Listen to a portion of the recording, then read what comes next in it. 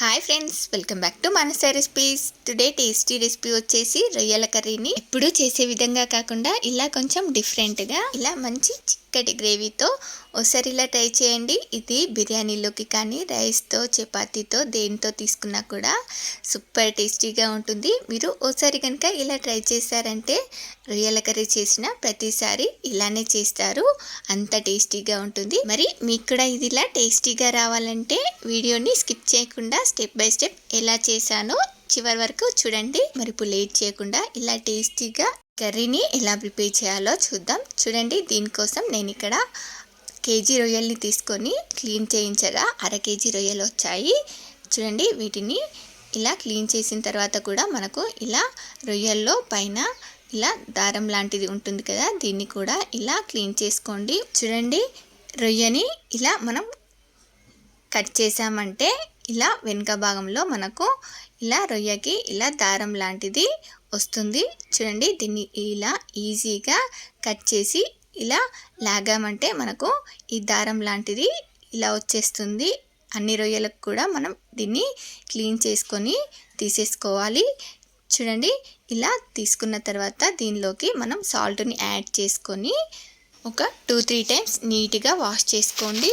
చూడండి, వీటిని ఇలా నీట్గా వాష్ చేసుకున్న తర్వాత ఇప్పుడు వీటిని ఇలా వాటర్లో నుండి తీసి ఇలా ఒక ప్లేట్లోకి తీసి రెడీగా పక్కన పెట్టేసుకోండి. ఇలా ప్లేట్లోకి కానీ ఒక జాలిగిన్నెలోకి కానీ తీసి పెట్టుకుంటే మనకు వీటిలో ఉన్న ఎక్సెస్ వాటర్ అంతా కూడా డ్రైన్ అయిపోతాయి. చూడండి, ఇలా నీట్గా వాష్ చేసుకొని రెడీగా పక్కన పెట్టేసుకోండి. ఇప్పుడు ఈ కర్రీ చేసుకోవడానికి ఇలా చిన్న నిమ్మ సైజ్ అంతా చింతపండుని తీసుకొని నానబెట్టుకోండి. ఈ చింతపండు నానేలోపు మరో పక్కన ఇలా ప్యాన్లోకి 1 టేబుల్ స్పూన్ ఆయిల్ వేసుకొని ఒక 3 మీడియం సైజ్ ఆనియన్స్ని ఇలా ముక్కలుగా కట్ చేసుకొని వేసుకొని వీటిని ఇలా మంచి లైట్ గోల్డెన్ బ్రౌన్ కలర్లోకి వచ్చే వరకు ఫ్రై చేసుకోండి. ఇలా ఫ్రై చేసుకున్న తర్వాత ఇలా ఒక 10-15 వెల్లుల్లిపాయలని వేసుకొని ఇలా ఫ్రై చేసుకొని జస్ట్ ఒక అర నిమిషం ఫ్రై చేసుకొని వీటిని తీసి ఇలా మిక్సీ జార్లో వేసుకోండి.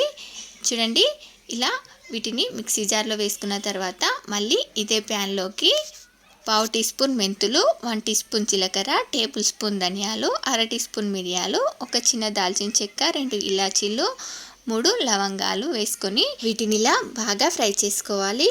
చూడండి, వీటిని ఇలా బాగా ఫ్రై చేసుకున్న తర్వాత ఇప్పుడు వీటిని కూడా తీసి ఇలా ఇదే మిక్సీ జార్లోకి వేసుకొని ఇప్పుడు మళ్ళీ తిరిగి ఇదే ప్యాన్లోకి ఒక 4 టేబుల్ స్పూన్స్ వరకు ఆయిల్ని వేసుకోండి. చూడండి, ఈ కర్రీకి ఆయిల్ కాస్త ఎక్కువగానే పడుతుంది. ఇప్పుడు మనం నీట్గా క్లీన్ చేసి పెట్టుకున్న రొయ్యల్ని కూడా వేసుకోవాలి. చూడండి, ఇలా రొయ్యలు వేసుకోగానే ఈ రొయ్యల్లో నుండి వాటర్ మొత్తం ఇలా బయటికి వచ్చేస్తాయి. చూడండి, ఇలా రొయ్యల్ని ఫ్రై చేసుకునేటప్పుడు మనం దీనిలోకి 1 టీ స్పూన్ ఉప్పు, అర టీ స్పూన్ పసుపు వేసుకొని వీటిని ఇలా బాగా మిక్స్ చేసుకోవాలి. మిక్స్ చేసుకున్న తర్వాత మనం ఈ రొయ్యల్లో నుండి ఈ వాటర్ మొత్తం ఎగిరిపోయి ఇవి దగ్గర పడేంత వరకు ఉడికించుకోవాలి. అవి దగ్గర పడేలోపు మనం ఇలా మరో పక్కన ఫ్రై చేసి పెట్టుకున్న మసాలాలు అలాగే నానబెట్టుకున్న చింతపండు, మీకు టేస్ట్కి సరిపడా ఉప్పుని వేసుకోండి. రొయ్యల్లో వేసుకున్నాం కాబట్టి చూసి వేసుకోండి. చూడండి, వీటన్నింటిని కూడా ఇలా స్మూత్ పేస్ట్లా గ్రైండ్ చేసి తీసుకోండి. ఈలోపు మనకు రొయ్యలు కూడా ఇలా దగ్గర పడిపోయాయి. చూడండి, ఇలా మనకు దీనిలో నుండి ఆయిల్ పైకి తేలిన తర్వాత ఇప్పుడు దీనిలోకి 1 టేబుల్ స్పూన్ అల్లం వెల్లుల్లి పేస్ట్ వేసుకొని పచ్చివాసన పోయేంత వరకు బాగా ఫ్రై చేసుకోవాలి.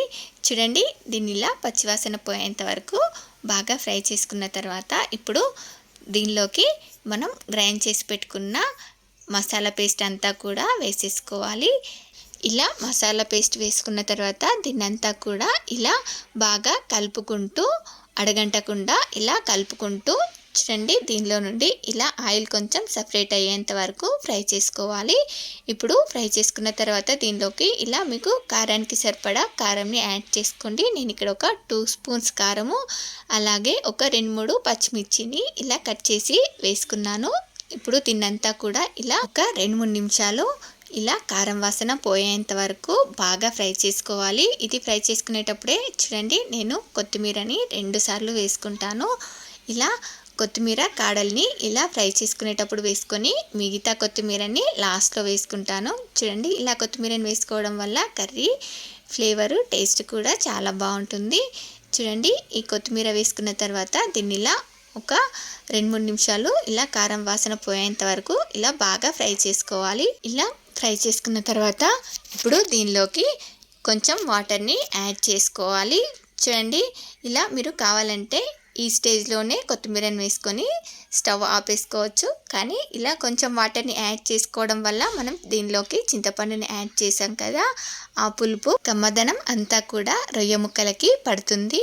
చూడండి, ఇలా వాటర్ని యాడ్ చేసుకొని దీన్ని మంటని సిమ్లో పెట్టి మధ్య మధ్యలో కలుపుకుంటూ ఇలా అడగంటకుండా కలుపుకుంటూ ఆయిల్ పైకి తేలేంత వరకు ఇలా ఉడికించుకోవాలి. చూడండి, మీకు ఇంకాస్త డ్రైగా కావాలనుకుంటే ఇలా మొత్తం దగ్గర పడేంత వరకు ఉడికించుకొని లాస్ట్లో ఇలా ఓ గుప్పెడంతా కొత్తిమీరకు వేసేసుకోండి. చూడండి, మనకు చాలా టేస్టీగా యమ్మీగా రొయ్యల కర్రీ రెడీ అయిపోయింది. చూడండి, ఈ రొయ్యల కర్రీ ఎంత బ్యూటిఫుల్గా ఎంత బాగుందో కదా. మరి మీకు కూడా చూస్తుంటేనే నోట్లో నీళ్ళు ఊరిపోతున్నాయా? అయితే మీరు కూడా ఇలా నేను చేసినట్టుగా స్టెప్ బై స్టెప్ చేశారంటే కర్రీ చాలా టేస్టీగా కుదురుతుంది. మరి మీలో ఎంతమందికి ఈ రెసిపీ నచ్చిందో ఒక లైక్ చేసి కామెంట్ చేయండి. అలాగే మీ ఫ్రెండ్స్ అండ్ రిలేటివ్స్కి కూడా షేర్ చేసి మరిన్ని టేస్టీ అండ్ హెల్తీ రెసిపీస్ కోసం మానస రెసిపీస్ ఛానల్ని సబ్స్క్రైబ్ చేసి దాని పక్కనే ఉన్న బెల్ సింబల్ని క్లిక్ చేయండి. Thank you for watching my video.